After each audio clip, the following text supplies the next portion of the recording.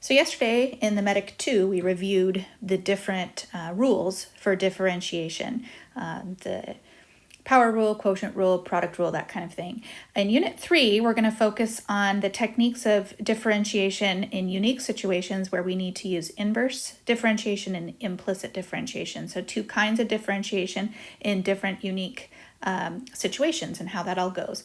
I'm not going to prove everything all over again. We're just going to go through the mechanics of how we do it and then kind of practice and review some examples. So let's start with inverse differentiation. If you remember, an inverse function is where you start with a point AB and the inverse then becomes BA. All right. An inverse graph would pass both the vertical and the horizontal line tests.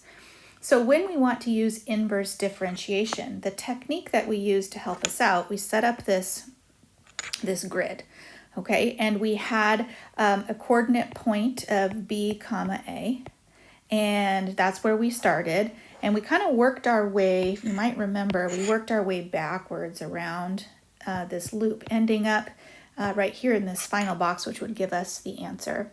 So that B minus A, that is the inverse point.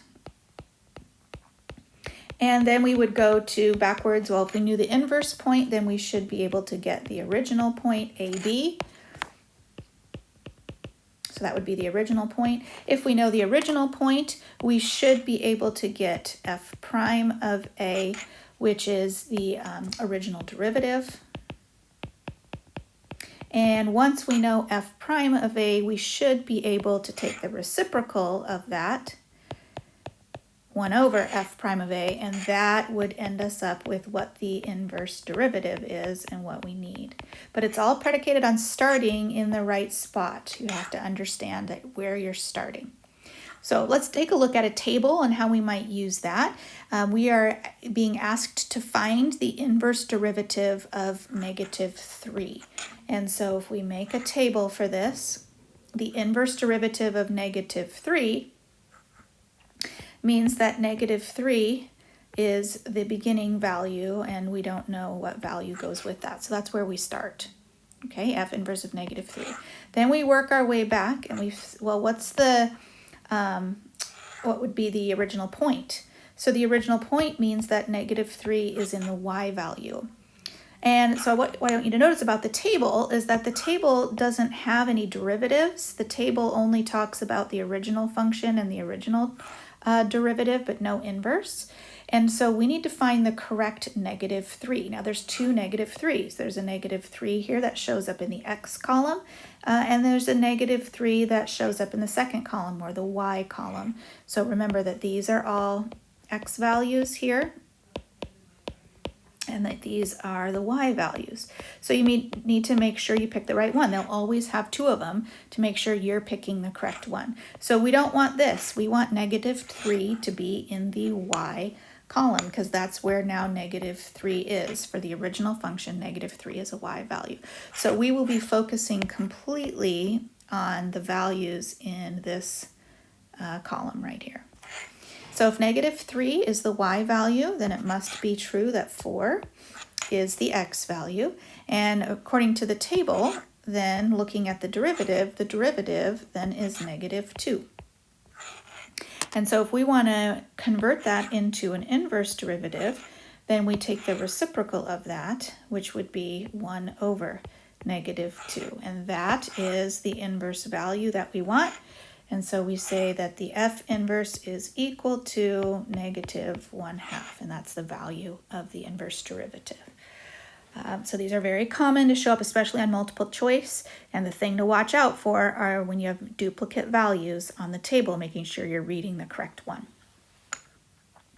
Then we've got implicit differentiation. So when would we use this? So implicit differentiation is when a curve fails the VLT, so it's not a function. And so when we're looking either at a graph where we see that it fails the VLT, which means that you can't get y alone very easily. And so not that it's maybe impossible, but y is difficult or messy to get alone.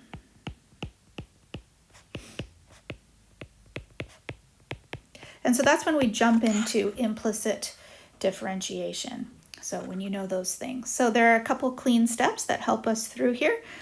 The first step is to insert all your implied parentheses.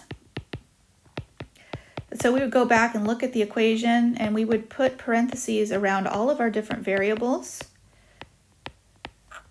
x and y variables, to help us out. The reason we do this is so that we don't forget the chain rule. It will protect you, gives you a better chance of not forgetting about the chain rule, having those implied parentheses. Once you do that, you're going to apply all your derivative rules. So maybe it'll be product rule, quotient rule, and especially the chain rule. But again, if you've had those parentheses, you're less likely to forget about the chain rule. Then you're going to collect all of your terms that have dy dx in them onto one side of the equation. So you'll have some terms that have a derivative, some terms that don't. You're going to gather all of the dy dx terms on one side and shove everything else off to the other side. Then you're going to factor out the dy dx quantity so that the last step would be divide so that the dy dx is alone. And then you would have that point you would have an expression for dy dx, which would help you find the slope of this original thing that failed the VLT. Okay, so the original curve, we want to know what its slope is going to be, even though we can't get y alone. We follow implicit differentiation so that we can figure out some stuff about the derivative. So let's see how that would work. Here's a classic example of a problem that would involve implicit differentiation, and we'd want to get dy dx by itself. So the first thing is always to go through and put your parentheses here. So we've got parentheses around all of our x's and y's. That helps us remember that we're going to be using the chain rule. So the derivative of x parentheses squared would be 2 parentheses x, and then the chain rule of dx dx. Then we have 4 as a constant, and then we need the product rule implied in there. So we'd start with y, and then we'd have the derivative of x, again, dx dx, plus x in the second part of the product rule, and then dy dx. Then we'll have minus, and we'll take the derivative of y squared, which would be 2 parentheses y times dy dx. And then we'll take the derivative of 7. Don't forget that doesn't stay 7. The derivative of 7 is 0. Then we're going to clean up by using distributing. So we'll have 2x times 1, basically. So we can just say 2x plus 4y as we distribute the 4. And then plus 4, which is distributing x dy dx, and then minus 2y dy dx, and that's still equal to 0. So we end up with 4 different terms, and 2 of them have dy dx's, and 2 of them don't. So we want to make sure all the dy dx's stay on the same side of the equation. So we'll have 4x dy dx minus 2y dy dx, and then we'll kick the 2x as a negative term and the 4y as a negative term to the other side. At this point, we want to factor out what this has in common. So I can factor a 2. I can also factor a dy dx. That leaves me with 2x minus y as my quantity. On the other side, I can factor out a negative 2, and that would leave me with x plus 2y. And then I divide so that dy dx is alone. So that means the numerator is negative 2 times x plus 2y, and then the denominator is positive 2 times 2x minus y. And I can simplify that by reducing the 2's. So I'll have negative quantity x plus 2y over the quantity 2x minus y. So this is an expression for the derivative. This allows me to find the slope along this curve at any xy coordinate point I find. So if I know a particular point on the curve, I can plug it into the x value and the y value and get my slope from that. Let's try another example. Also, I'm going to be doing implicit derivatives. So step 1, putting the parentheses in place so that I don't make a careless mistake. So I'll be looking at 3 quantity y squared and then the chain rule dy dx plus 4, the derivative of x is 1 and then dx dx. And then the derivative of the natural log of y is 1 over y times the chain rule of dy dx. So we've got a couple terms that have dy dx in them that I want to bring onto the same side. So 3y squared dy dx, and then the subtraction of the 1 over y dy dx, bring that over, and then kick negative 4 over to the other side to have that be by itself. Remember that dx dx is 1, so I just have negative 4. Okay, then I'll factor out the quantity, so I can take dy dx out. That will leave me with 3y squared minus 1 over y, and then negative 4. So in order to have dy dx ultimately be alone, so that will lead me to dy dx being alone, which will give me negative 4 as a numerator, and then 3y squared minus 1 over y as a denominator. Now that's a little bit of an awkward way to write it because we would have a fraction underneath the denominator of another fraction. So using algebra skills, we multiply everything by y, so all the terms, so that I can have this written in a little bit of a cleaner way. So that'll give me negative 4y in the numerator. That will give me 3y cubed in the denominator minus 1. That's just a more elegant, cleaner way to write that derivative, okay? So I don't have a fraction within a fraction. Now this is a multi-step example, which means I'll be using the result from part A as I move on to part B. So part B is asking me at what point on the graph, if any, is the tangent line to the graph vertical. So remember the word tangent line can be, that word tangent can be the slope, which is also synonymous to the derivative. And then when we want vertical, we're thinking about the values of 1 over 0. So we want to take the slope from part A,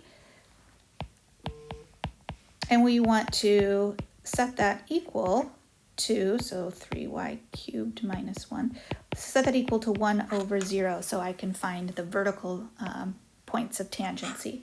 So that gives me a chance to cross multiply.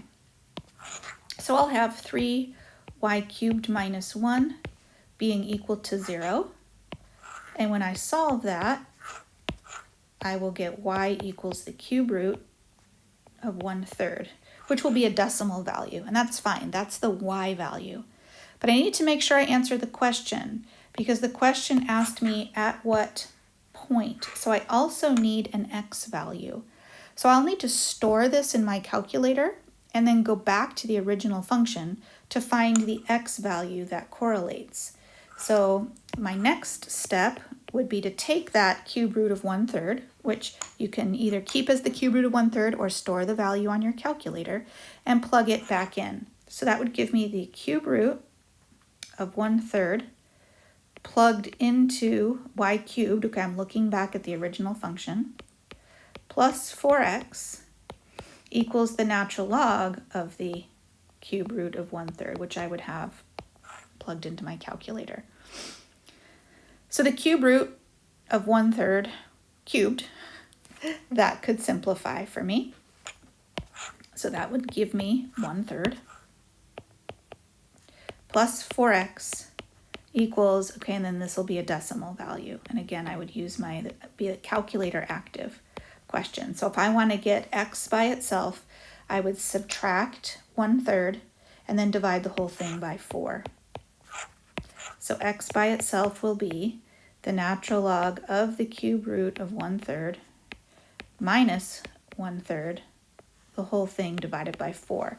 And then I'll store that on my calculator, and I will be able to give the value of the point. Okay, I'm not going to finish that right now. You guys can finish that with your calculators. All right, part C of the same question, finding the equation of a tangent line. So this is different from the slope of the tangent line. This is now finding the equation of a tangent line. And remember that the equation, I need to know what the point is, and I need to know what the slope is. So to find the point where y equals 1, I'll take y equals 1 and plug that into the original equation. So that will give me 1 cubed plus 4x equals the natural log of 1. The natural log of 1 is 0. So that leaves me with 1 plus 4x equals 0.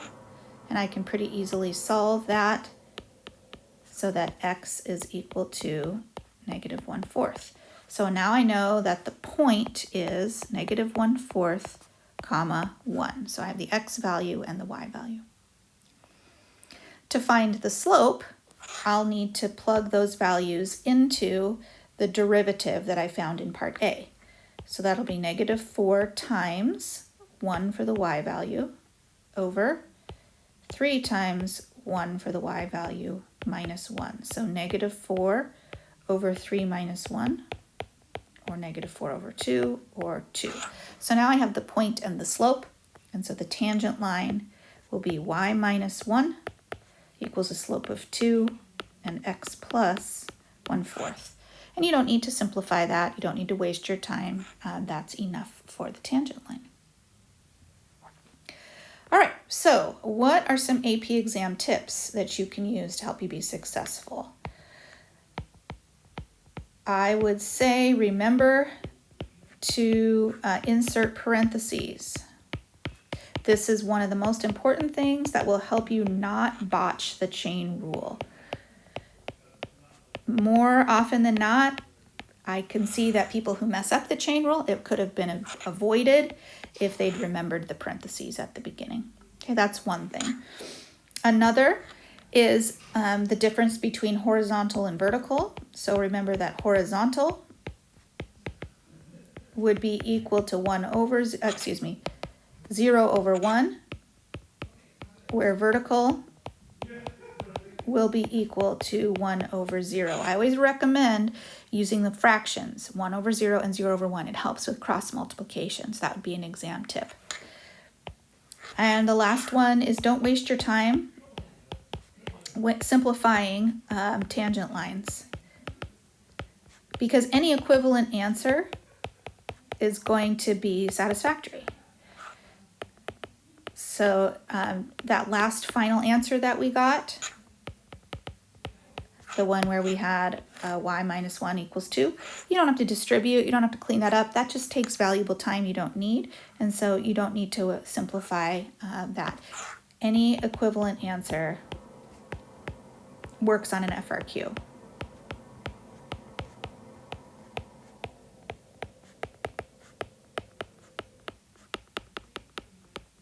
Okay, now multiple choice is different, but on an FRQ, you do not need to go the extra mile on those things. All right, so that wraps up in 20 minutes everything we learned in chapter 2, which is Calc Medic 3 here. And so you'll have an FRQ for this, and you'll have multiple choice questions to do, and then we'll talk about those together next time.